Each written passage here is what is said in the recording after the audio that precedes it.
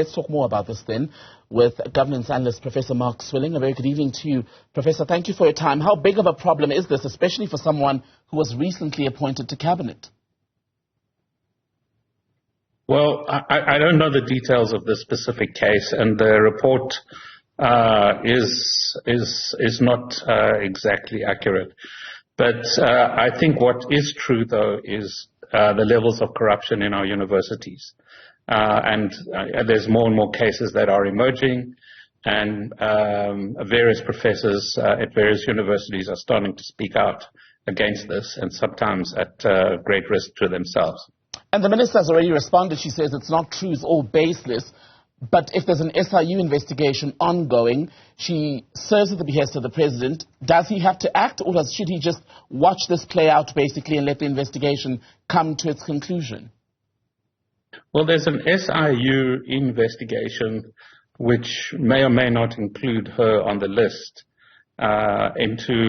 into awarding degrees in a way which is supposedly corrupt. And obviously everybody has to wait until that investigation is complete before jumping to conclusions. I might add that it's not unusual for people to be admitted to postgraduate degrees without an undergraduate degree, as long as you can prove recognition of prior learning.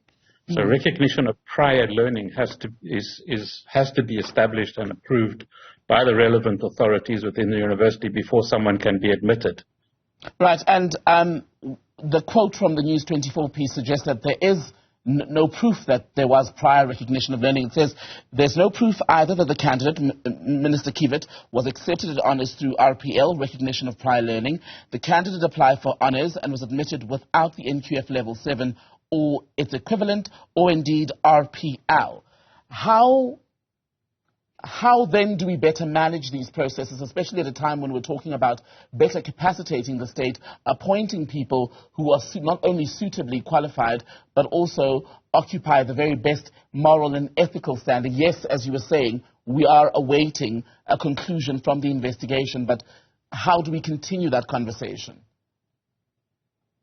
Well, obviously, at the university end, there has to be a massive cleanup.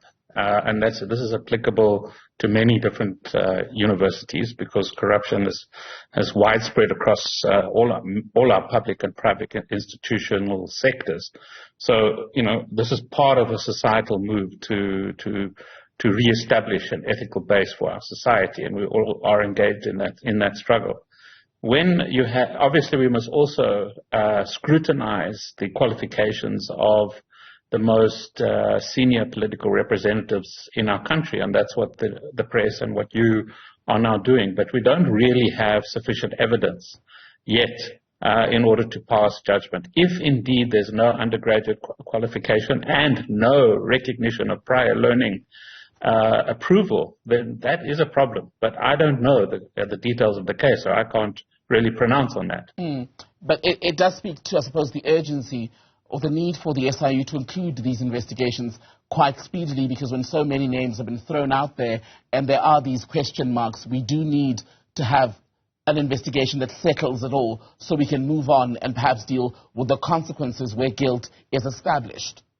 Yes, so obviously if I was the president, I would pick up the phone and talk to the SIU and say, please complete your investigation as quickly as possible, because we really need to send the right signal to the rest of society that we've appointed a minister here that is beyond reproach in terms of her academic qualifications.